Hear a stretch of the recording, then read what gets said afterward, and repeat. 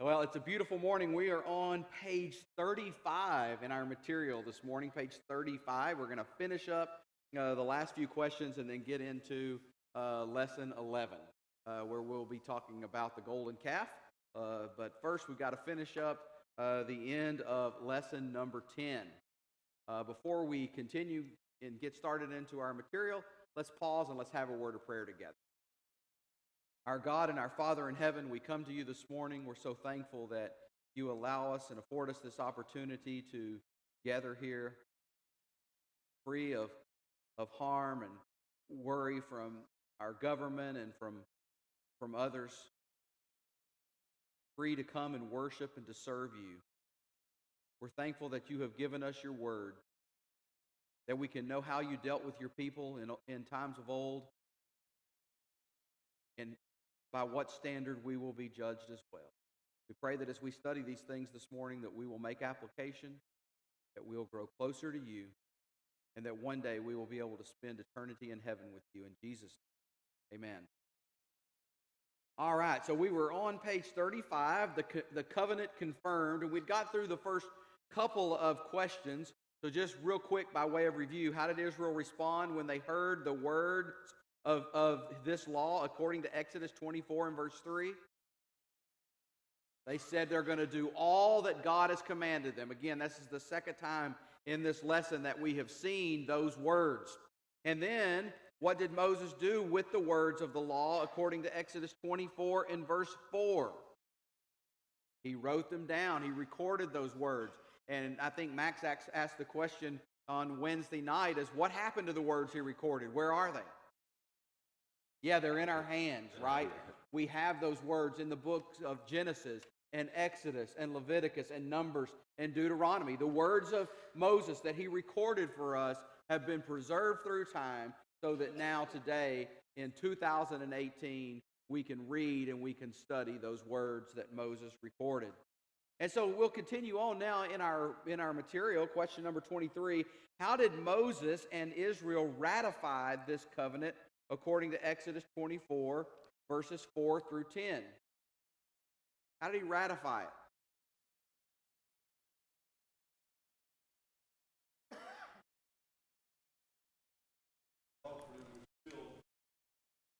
Okay, so here we see blood being used to seal the covenant, and the blood coming from this altar that Moses would build, and the sacrifices would be offered, and then this covenant in 24 verses 4 through 10 sealed through this blood ceremony and sacrifice. Verse 8 talks about the blood of the covenant sealed in blood. Questions or thoughts or comments about this? Greg, there's a reference in Hebrews that points out that when this was done, Moses sprinkled both the book of the covenant, what he had written, and the people. We don't know exactly how that might have been done. Typically, the sprinkling of blood was done with a hyssop. Hyssop is like a plant. It would be, I wouldn't know what to describe it as being like, but it would have like several little stems on it and have like brushy on the end. They would take that and dip that in the blood and then would sprinkle both the book and the people. It doesn't sound like a very pleasant thing to have animal blood sprinkled on you, and yet it was a way of confirming what the people had just promised. They promised to keep this before God. And of course, this prefigures what is going to happen with Jesus later, because Jesus and the shedding of his blood, remember Matthew chapter 26 and verse 28, where Jesus said, this talking about the cup, the Lord's Supper, he said that this was representative of his blood, which would be for the forgiveness of sins, which is shed for many for the remission of sins. And so we have been cleansed by the blood of Christ. The new covenant, he said, this is the new covenant in my blood. So the new covenant is being confirmed by the blood of Jesus, and we have been cleansed by the blood of Jesus. So what was being done back there actually prefigured what happened centuries later. All right. What instructions were given in Exodus 24, verses 12 through 15? What instructions did Moses receive? Yeah, God tells him to come up on the mountain, and what is God going to give him on the mountain? The stone tablets, the Ten Commandments, as we often refer to that, on the stone tablets. And so Moses was going to go up on the mountain, and who was he going to take with him? He was going to take Joshua, his assistant, it says, would go up on the mountain with him to receive the tablets of stone from God. And who would he leave behind? He would leave behind Aaron and Hur. So he's left the Israelites in good hands, solid hands, going to stay faithful, he thought, right? And wow, how quickly that turned. I just make the observation right here that we're seeing Joshua now in the text, and Joshua is going to have a more and more prominent role. So watch for that over the next a couple of weeks of reading, and then as you get into Leviticus, Numbers, and Deuteronomy, Joshua again has an important role, and then after that, you have the book of Joshua. He becomes the leader of God's people, but he's introduced as a significant character here, but he will increase more and more in importance as we go along. Well, that's right. And yeah, there's much more I want to say about that in just a few minutes. Go ahead, Greg. Yeah, and so and I think there's some aspect we see of Moses mentoring Joshua here in this case. So what was the appearance of the glory of the Lord like? The next question. Devouring fire, massive fire. Yeah, a devouring fire and a cloud upon the mountain, it says, to which Moses entered. Again, a scene that we've seen depicted a number of times with the cloud and the fire and the smoke on the mountain that would be there. And so Moses goes up on the mountain. And how long is he gone? 40 days and 40 nights. There's your measure. How long does it take people to forget? 40 days and 40 nights. Or a little bit less than that, it would seem. But yeah, that's a long time, isn't it? For Moses to be up on the mountain. I think just the sight of the mountain was intimidating. We know that. And the people quickly went another route, didn't they? Yeah, and when you consider what's happening on the mountain, God's presence is made known, and the people say, well, where is Moses? What's happening here? So there's questions, and it really gets us into our next lesson pretty quickly. Yeah. Two of their leaders are up there, right? Moses and Joshua, both up on the mountain. Well, we'll get to that real quick, but let's answer this final question. Who did Moses leave to govern and judge the people? Aaron and Hur. Aaron and Hur. And so we know who Aaron was, but who was Hur? What do we know about Hur? Not a lot. We don't know a lot about Hur, but we do know Max is raising his hands. Why was he raising his hands? He was one of the ones that was up on the mountain during the battle with Amalek, wasn't he? That was helping hold the arms of Moses in the air so that they would gain victory. And that was in chapter 17 and verse 10. And so it would seem that now Hur is left here with Aaron with some kind of authority. But again, we don't know a whole lot about him. We do know he was from the tribe of Judah. He was a grandson of Bezalel. I think that's how you would say it, according to chapter 31 and verse 2. And that he would oversee the construction of the tabernacle and the Ark of the Covenant. And so there was, he did have some authority here. And then, of course, I read up some Jewish tradition says that he was either Miriam's son or her husband, okay, which would have made him either a brother-in-law, I think, or nephew to Moses. So one of those things. But we don't know a lot about it. We do know he was left in authority, and we do know that he consented to what we're about to go into and study with what happened with the golden calf in Lesson 11. Questions, final comments about Chapter 10, Lesson 10, before we move along? His fight was so bad that when they first saw the light on the fires and the smoke coming out, they're down here, he's doing 40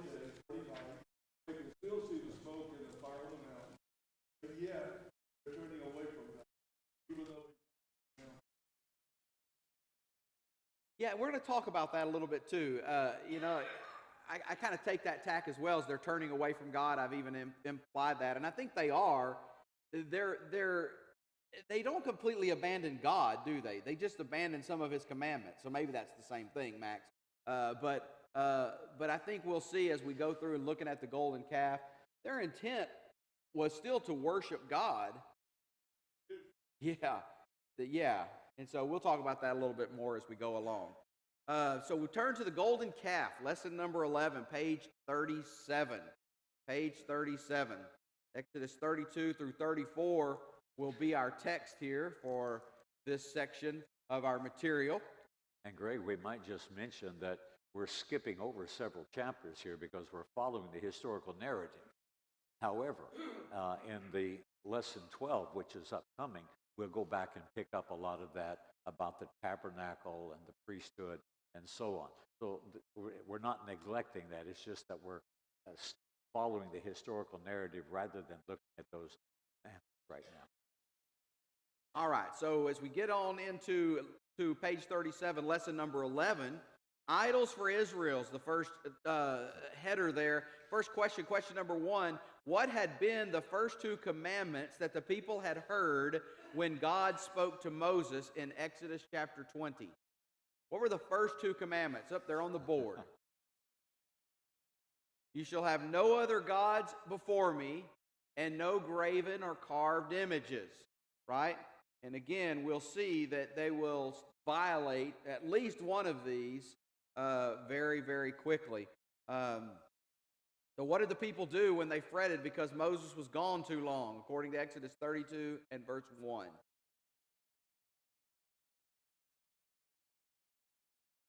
Yeah, 32 and verse 1 says, and when the people saw that Moses delayed to come down from the mountain, the people gathered themselves together to Aaron and said to him, up, make us gods who shall go before us. As for this, Moses, the man who brought us up out of the land of Egypt, we do not know what has become of him. What are they showing here really when they say this? Impatience, that's one word, very good. Okay, they're looking for some sort of instant gratification. Okay, they need a physical representation, what they're looking for. Yep. Lack of faith. Why do you say that? That's what I was thinking. Why do you say lack of faith? Yeah, they're not trusting in God. Quickly, very quickly, their faith continues to get shaken, doesn't it? They've got no evidence that something has happened to Moses. In fact, I'm sure it's, again, quite a quite frightening scene. We know this from what we've already read. And yet they do still see the presence of God upon the mountain, and yet they quickly jump to the conclusion that maybe something's happened to Moses, and now they're going to take maybe appoint Aaron or take something into their own hands. Brother Noble?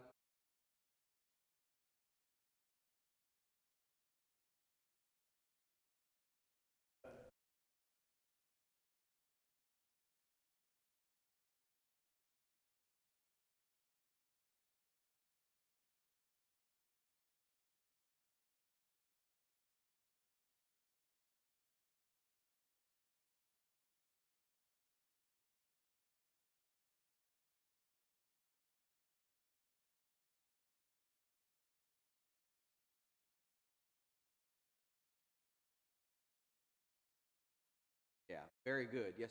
Yeah, Brother Noble makes a good point that there's a lack of leadership here. Now, they've got Aaron and Hur who are designed to lead them. But the problem is that Aaron makes the mistake of just listening to the voice of the people rather than providing the leadership they need. He should have said, hey, we can't do this. Moses will be back. Everything's fine. Let's trust God. Remember back in chapter 15 and also in chapter 19 of Exodus, the people had pledged to God to do his will. And God said, I am going to take care of you. Everything's going to be fine. You just do my will. I've got you covered. And what's happening here? They're violating his will. And as a result of violating his will, well, they introduce all sorts of problems for themselves. Disobedience to God never turns out well. I don't think you'll find a place in the Bible where it turns out well. Trudy?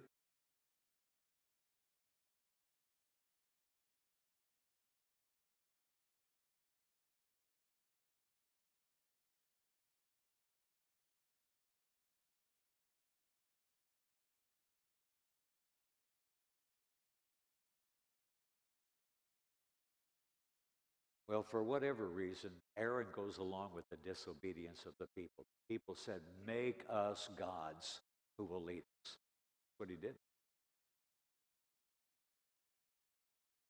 Growing up in Egypt, they had seen idols all their life. So they associated God with idols. So that's what they're referring back to. They have something they could actually see to give them the confidence. Yeah, anytime I think we get in a situation where we're uncomfortable, what do we want to do? We want to revert back to our comfort zone, don't we? We want to find comfort. And so here and really, if you think about this, even from the crossing of the Red Sea, every time they got worried and their faith started to shake, they wanted to do what? They wanted to go back to Egypt. Now, wow, how can we say that's not reverting to your comfort zone? I mean, they were slaves in Egypt. What's comfortable about that? Yeah, they were used to it. At least they knew what it was. So sometimes our comfort zone isn't life a luxury, is it? Sometimes our comfort zone isn't just knowing what it is.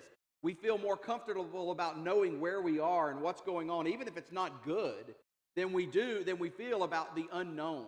And then when you bring in what Brother Noble said, the lack of leadership, here Aaron and Hur, I suppose, should have been ones that continued to lead the children of Israel, set direction for them, help them understand through their discomfort, and lead them in the right direction. But when that didn't happen, they revert back to their comfort zone, and maybe Aaron, even to some degree, now is thinking as well to drop back to the comfort zone. Or maybe there's just some kind of compromise Aaron seems to be making here. But whatever it may be, they're reverting. Ezekiel chapter 20 and verse 8 tells us that the children of Israel never gave up what? If I remember that, Ezekiel 20 and verse 8.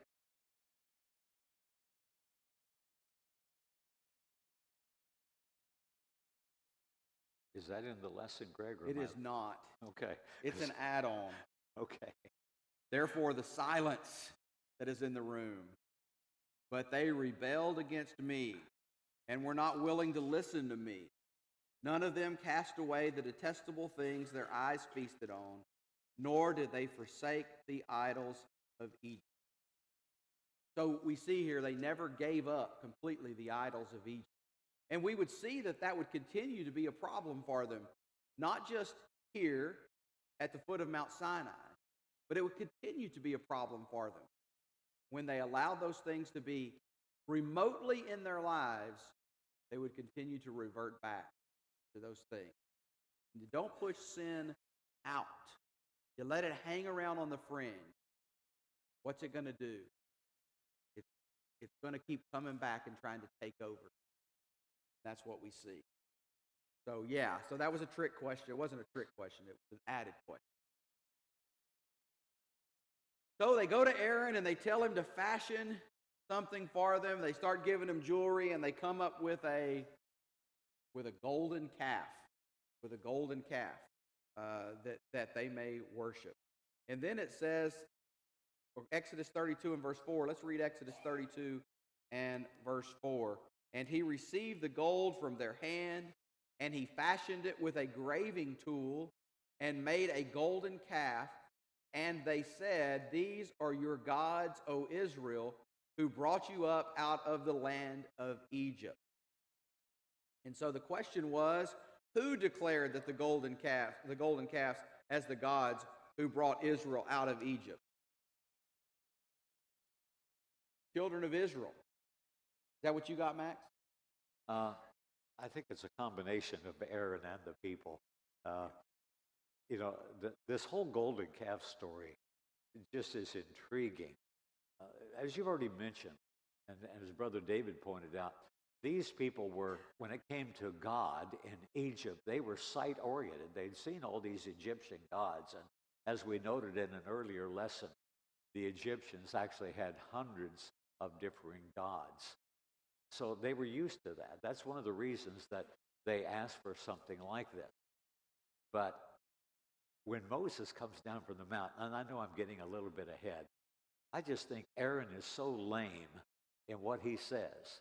When he comes and Moses asked him, "What are you doing? Well, what happened here?" He said, "The people gave me this jewelry, and I threw it in the fire, and look what happened. This golden calf came out."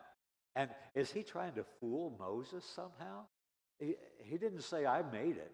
He said, "This calf came out of the fire." And is Aaron trying to attribute some kind of miraculous thing to throwing the gold in the fire and that just happened? I mean, it's a really lame excuse when you begin to think about that. Yes, sir.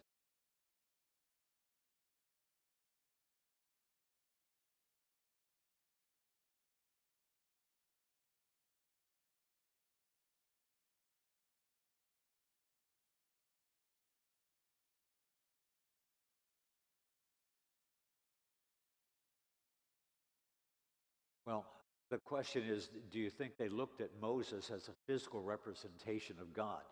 I don't know that there's any indication of that, but they did have a physical representation of God. That was the pillar of cloud by day, the pillar of fire by night. That was an actual manifestation of God's presence. And that should, that's more than you and I have seen. And we can have faith in God and we can trust in Him without trying to make some kind of golden calf. I mean, we have trust and faith in the record that God has given.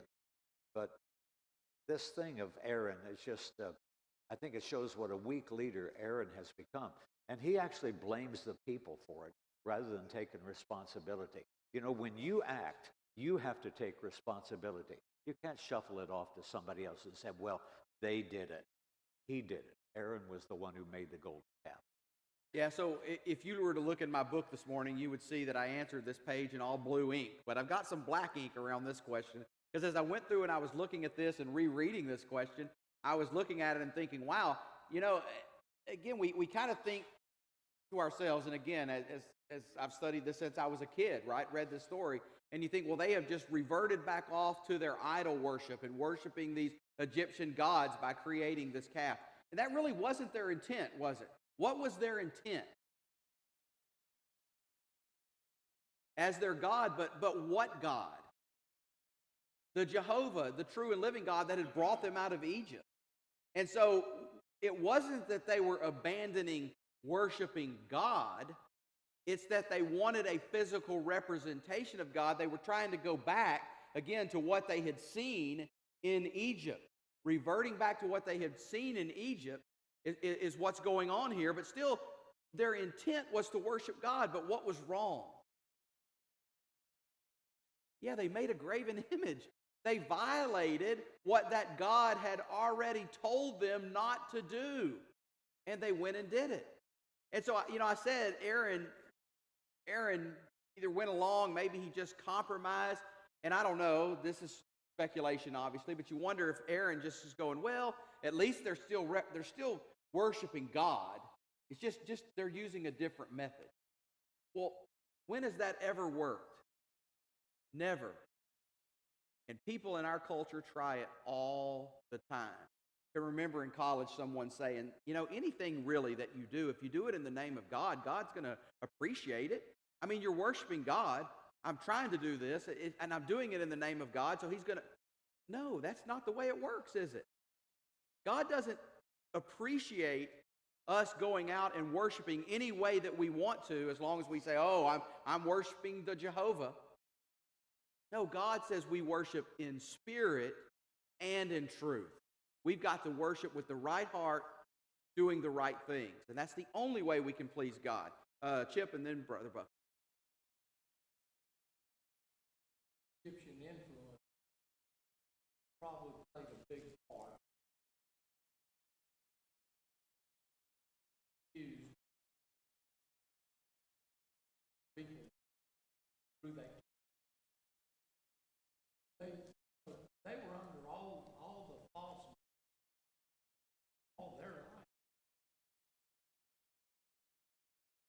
had seen. It's what they had seen all around them, which introduces a new danger and a lesson for us, doesn't it?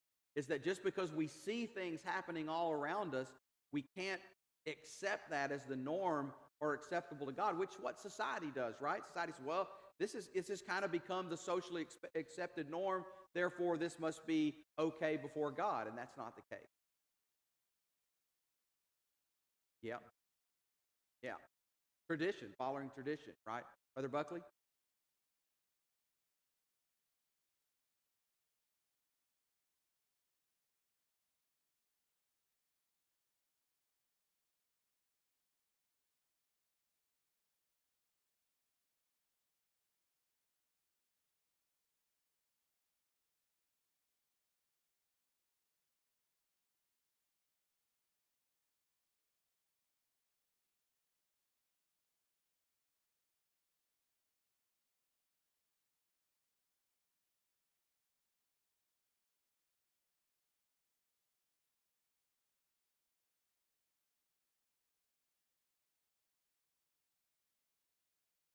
I think Brother Buckley's point is good.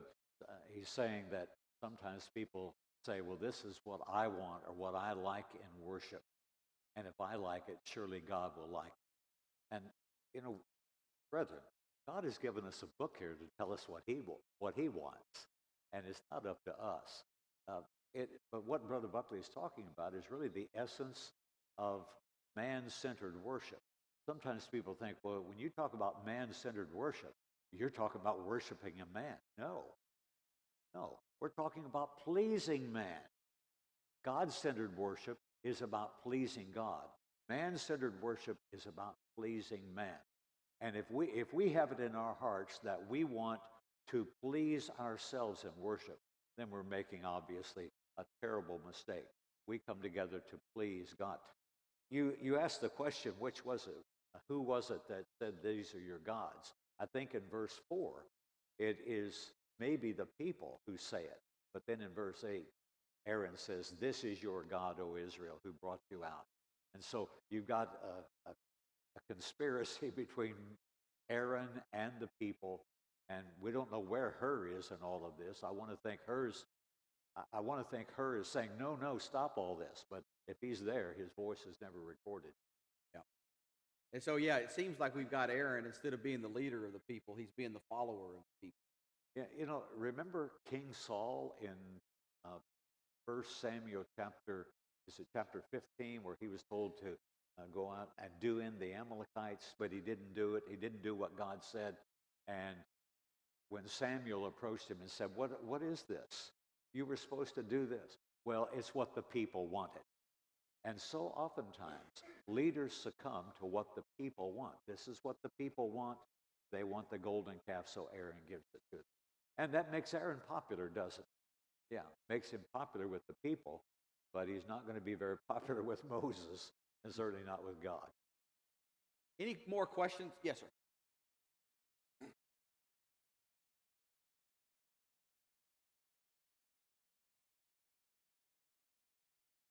Look at this guy.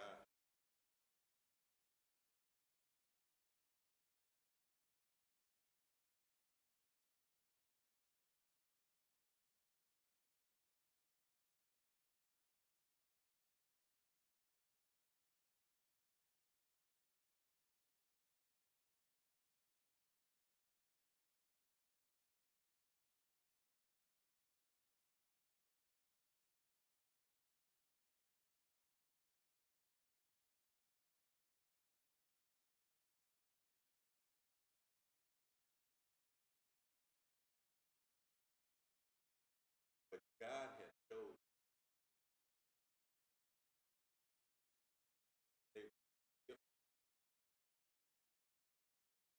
they didn't got God was not given. Yeah, we're going to see that in the end of this lesson. So back in, I don't want to make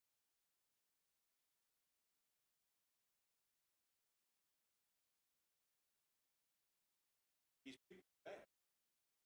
One,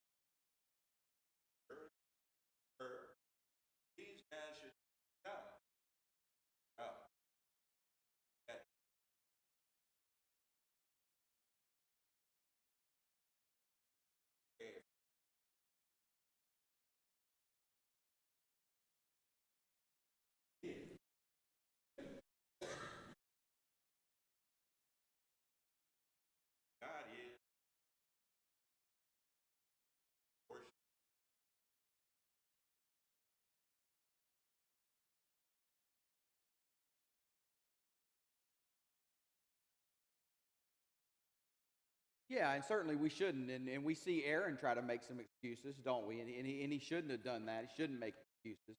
But I do think it's important that we stop and try to analyze why this error comes in so quickly. If we don't even analyze ourselves as to see why we let sin creep back in, how are we ever going to fix it? So I think that's the importance of. Again, some of it's speculation, but I think we have to try to glean the lessons here of why these stories are recorded for us. And I think it's easy to see that they reverted back to something they had seen over and over and over again. And so, yeah, we can't let sin stay in the fringes of our lives. It'll be right back in. Yes, sir.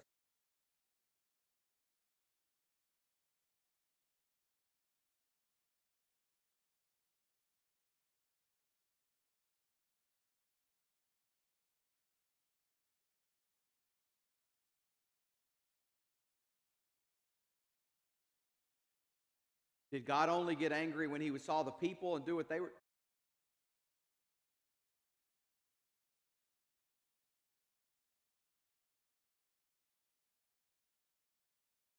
Is that the only time God got angry?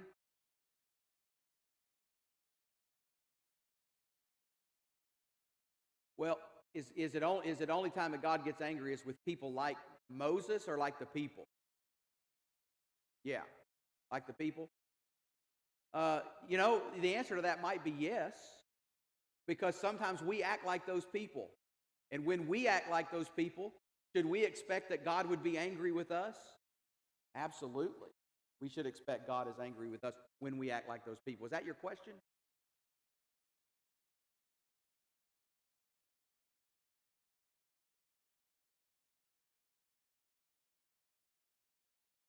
Yeah. Remember, the mountain trembling was not necessarily at his anger. This was earlier. The mountain trembling was only at his presence, right? Just showing the great power and the might of God caused the mountain to tremble.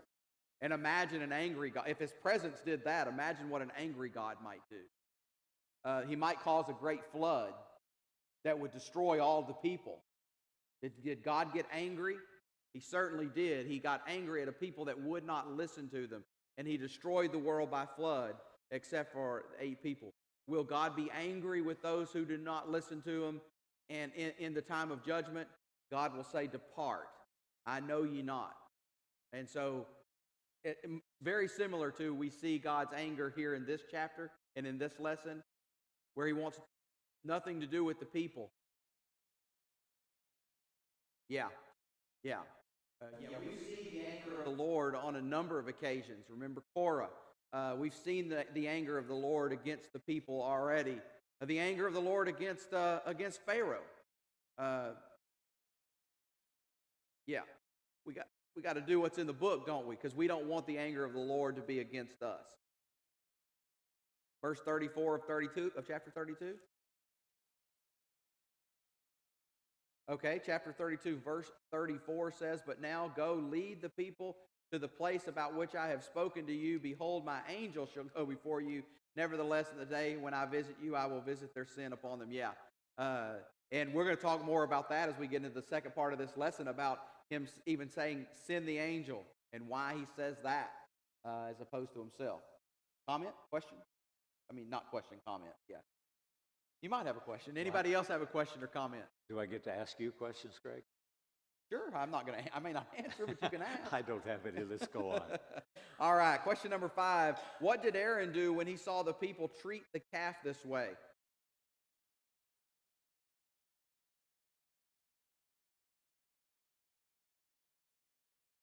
He kind of furthered the problem, didn't he? I was thinking, I thought I answered the question more along verse 4, along the lines of it was the people who were making this declaration. And it almost seemed like to me that Aaron came along with that later on, maybe as Max said, verse 8. But what I was thinking was here, he made this, and I would think he would have had to have known why he was making it, but he makes this golden calf, and now all of a sudden the people start to worship this calf and make this thought, and Aaron should have rebuked them. But he didn't do so. Yes, sir.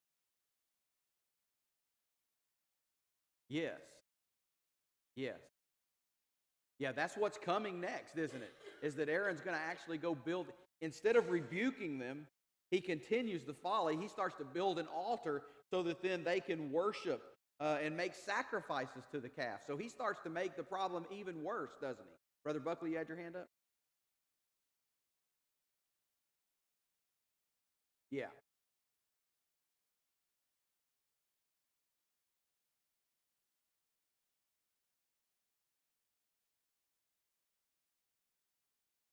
Yeah, it almost seemed like it was a good idea to him, didn't it?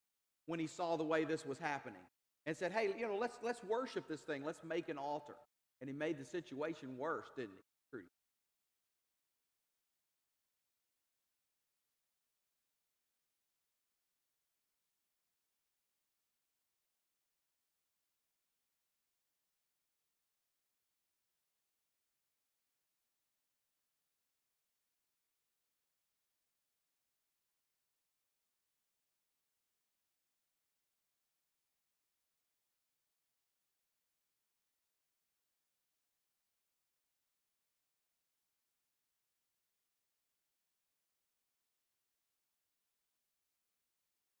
Let me comment on that. Trudy is pointing out that you go back even way before this, hundreds of years before, during the time of Rachel and Leah, Jacob, there was idolatry. They had household idols. Genesis chapter 30, what, 31? Yeah, Genesis chapter 31. Rachel was hiding her household idols. Uh, Idolatry has been around for a long, long time. It didn't start in Egypt by any means. So here were God's people in these early times, in the middle of the book of Genesis, who had some connection with idolatry. Um, you know, why? People are always going to find something to worship. They'll worship another person, or they'll worship the sun, the moon, something they see in nature, or they will make a graven image. But people are going to worship. Why? Because God made us to be creatures with a need to worship. We need something greater than ourselves. That's just part of the human makeup, human psyche, that we need something greater than ourselves. And that's what we do.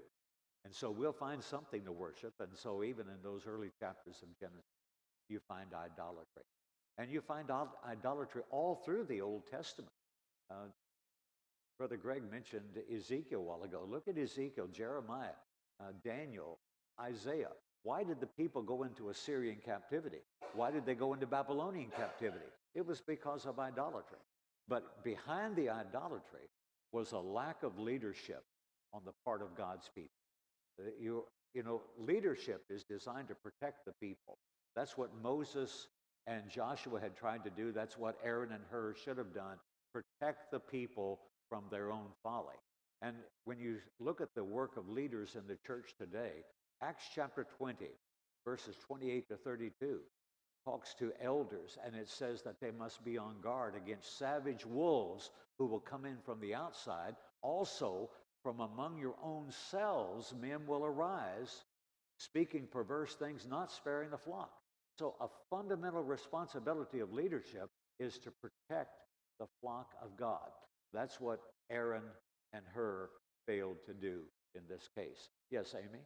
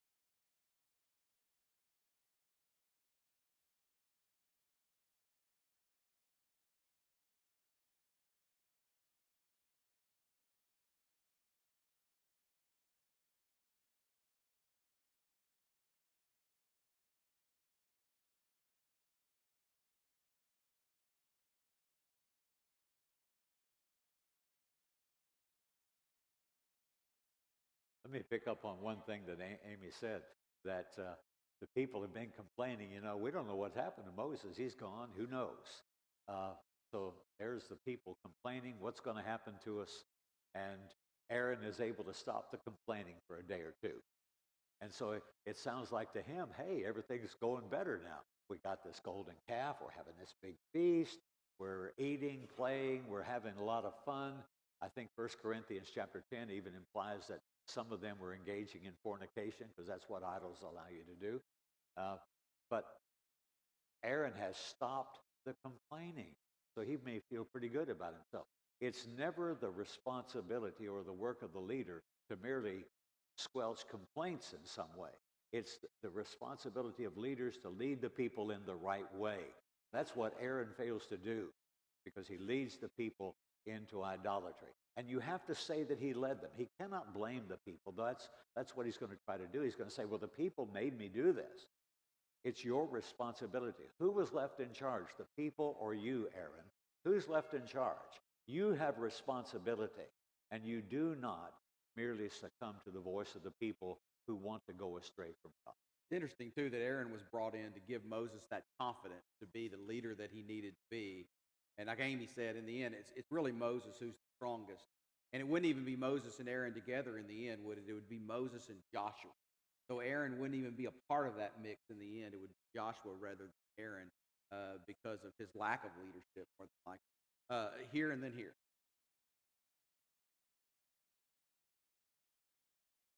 It was a way of life for them. He was very comfortable doing it. He was under Moses. Moses told him what to do. He didn't have the leadership quality to follow through it.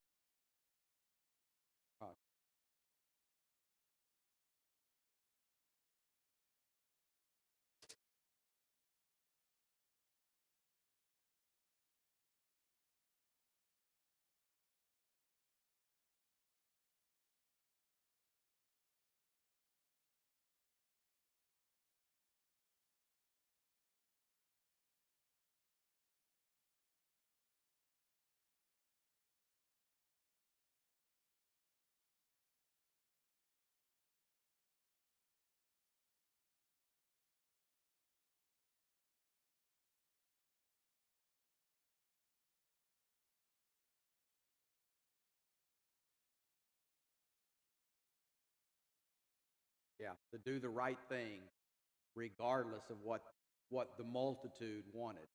And Aaron wasn't there, was he? Moses, Joshua, but not Aaron and Hur. Yeah, excellent point.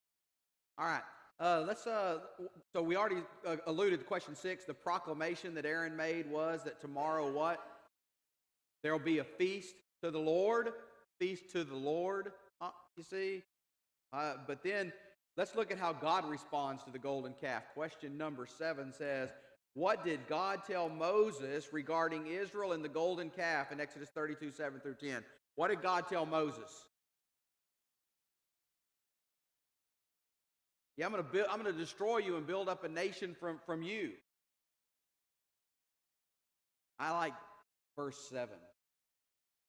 And the Lord said to Moses, go down, for your people, whom you brought up out of the land of Egypt, have corrupted themselves. God has said, these are your people. You see the separation from God. Till that point, and it's the indication of almost being done with it. To say, I'm going to raise up a new people, but these people are no longer my people. And yet Moses would then have to intervene on behalf of the people. Yeah, due to Moses, what he... Yeah. Right. Yeah. We've been talking about how quickly the people turn aside unto idols. That's been our discussion we've had here. And in verse number 8, that's what God says. They have turned aside quickly out of the way which I commanded them, made themselves a molded calf, worshipped it, sacrificed to it, and said, this is your God, O Israel, that you brought up out of the land. And someone pointed out that they were stiff-necked. Verse 9, the Lord said to Moses, I've seen this people, and indeed it is a stiff-necked people. And as Brother Zeno was pointing out about God's anger, verse 10, now therefore let me alone, that my wrath may burn hot against them, and I may consume them, and I will make of you a great nation. Of course, that's when Moses made his plea to God, don't do that. Can you imagine what Moses must have been thinking when God said, they have made a golden calf? They did what? I've been up on this mountain, and what happened? But Moses didn't abandon the people either. He pleaded with God here. What was his plea? Question number 8. He tried to convince God what? Don't do away with the people. What's the negative thing to doing away with the people? Yeah. You just brought them out here to kill them. Remember your promise and make the people great in number. You think God had forgotten his promise? He was angry and frustrated. Yes, sir.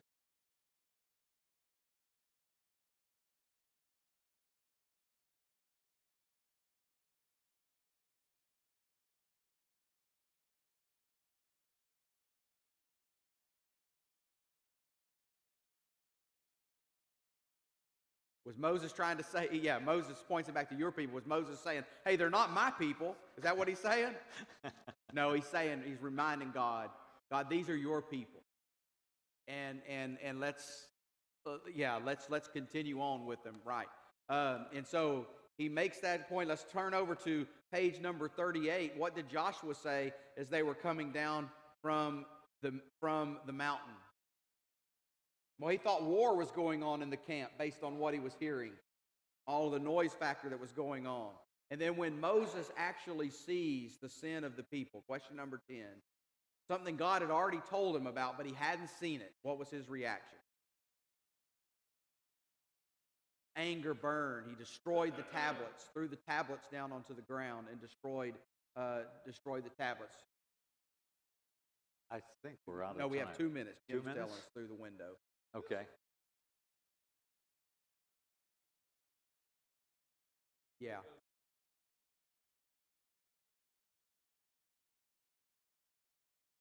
The disappointment in the people and disappointment in Aaron and probably Aaron and her, and whom he had left in charge. I mean, Moses wouldn't have left in charge men that he thought was going to lead the people the wrong way. And so while his disappointment would have been strong for the people, you would think it would have been really strong for for Aaron and for her. But it sickened Moses to see what it was that he was seeing. And so what did Moses do to the golden calf? Yeah, that's right. He threw it in the fire and he ground it up so that it became dust. Then he poured it in their drinking water and made them drink it. You know, sounds like something we might do to a kid right when they're little. You know, wash their mouth out with soap, sort of thing. Pure gold. But that's sort of his reaction here, isn't it? Just great anger burned against the people. And of course, Max had already mentioned how did Aaron defend himself? Oh, the people made me do it. It wasn't me. Wasn't me. Told the story right down to the last detail where he changed the story and the magic calf popped out, right? That's what he did. If Ben was here, he'd say, hey, there's a sermon there. I got my title. It's Aaron and the Magic Calf. There you go. Throws the earrings into the fire and look what pops out. Well, the hallways are full, so we're going to go ahead and wrap up this morning. We'll pick up here on Wednesday night, and we will finish Lesson 11 on Wednesday. Thank you so much for your attention this morning, and worship will begin in just about 10 minutes.